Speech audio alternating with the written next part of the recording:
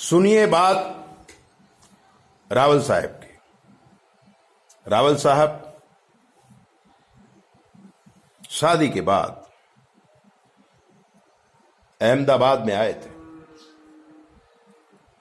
छोटी सी नौकरी की थी,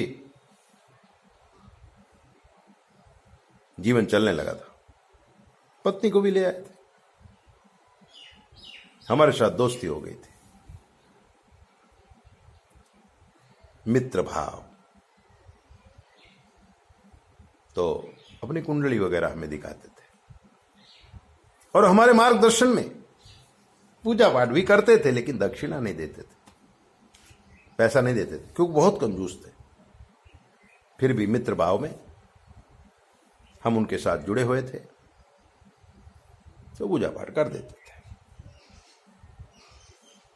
गांव में उनके दो भाई और थे। पिताजी गुजरने के बाद दोनों भाइयों को और मां को रावल साहब अहमदाबाद ले आए थे। बड़ा सा मकान ले लिया था और अपने भाइयों को भी साथ में रखा था, मां को भी साथ में रखा था। रावल साहब को एक बेटा और एक बेटी थी।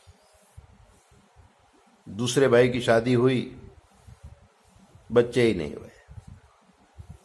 और जो तीसरा छोटा भाई था, वो तो न मालूम कहां गायब हो गया, उसका पता ही नहीं चला।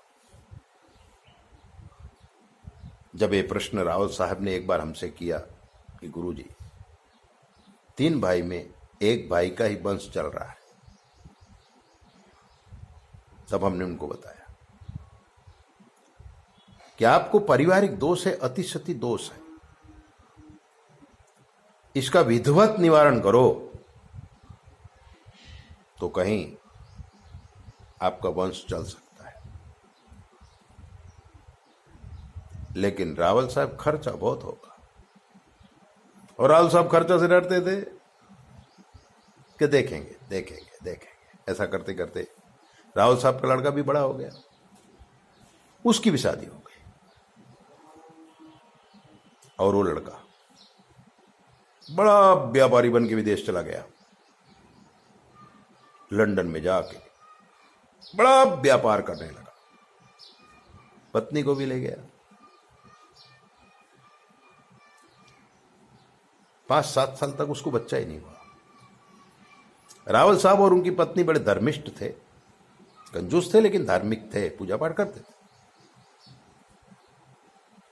और वो लोग भी लंदन चले गए।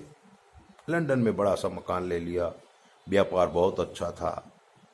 5 साल तक जब कोई संतान नहीं हुई, इधर भाइयों के भी कोई संतान नहीं था, तो हमने जो वर्षों पहले कहा था उन्हें कि आपके ग्रह वंश नाश करने वाले हैं, उन्हें याद आया। उन्होंने फोन के द्वारा संपर्क किया कि सुमन भाई, मेरे बेटे को कोई बच्चा नहीं है, तो इसके लिए मुझे क्या करनी चाहिए। मैंने कहा भगवान की उपासना करो, क्योंकि मैं जानता था कंजूस आदमी कुछ खर्चा करेगा नहीं, इसलिए मैंने कोई अनुष्ठान उसे बताया नहीं। और उसको मृत्युंजय मंत्र करने के लिए कह दिया। परमात्मा की कृपा हुई, एक बेटी पैदा हुई। वंश बढ़ने के कोई चांस फिर भी नहीं दिखते थे। बेटी जब 3 साल की हो गई, तो एक बार उनकी पत्नी का फोन आया। बोले गुरुजी, 3 साल की बेटी हो गई, अगर एक बेटा हो जाता तो हमारे वंश का दीपक जल जाता। मैं बात तो सही है, तो आप अपने बेटे को कहो इंडिया आए, खर्चा करे, यज्ञ करे, पंडितों को दान धर्म करे, बच्चा हो सकता है। क्योंकि जो दोष है, वो दोष जब तक निकलेगा नहीं, वंश बढ़ेगा नहीं। उन्होंने अपने बेटे को समझाया। बेटे ने कहा बेटा और बेटी में कोई फर्क नहीं है और हम पूजा पाठ में नहीं मानते हैं, ये तो सब ढकोसला है। ऐसा कह के उसने आगे कोई कदम नहीं उठाया, लड़की की शादी कर दिया। सारी संपत्ति लेके लड़की चली गई अपने पति के घर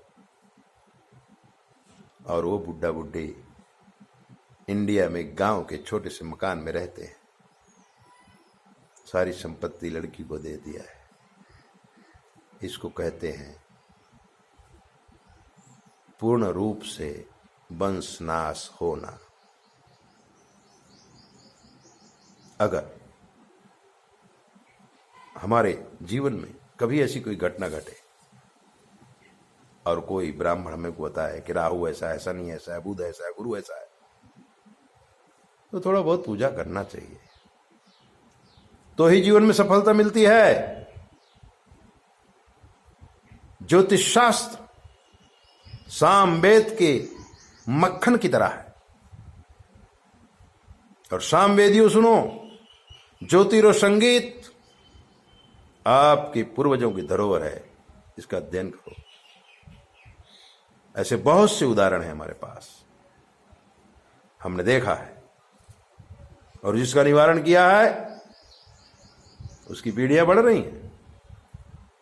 ऐसे दिव्य बातें जानने के लिए आप हमारे चैनल को सब्सक्राइब करो, लाइक करो, और अगर आपके जीवन में कोई कष्ट है हमसे पूछ लीजिए। शास्त्र के मत के अनुसार हम आपको जवाब देंगे, वो भी बिल्कुल फ्री। 9825200108 को मत भूलिए, कुछ भी पूछिए।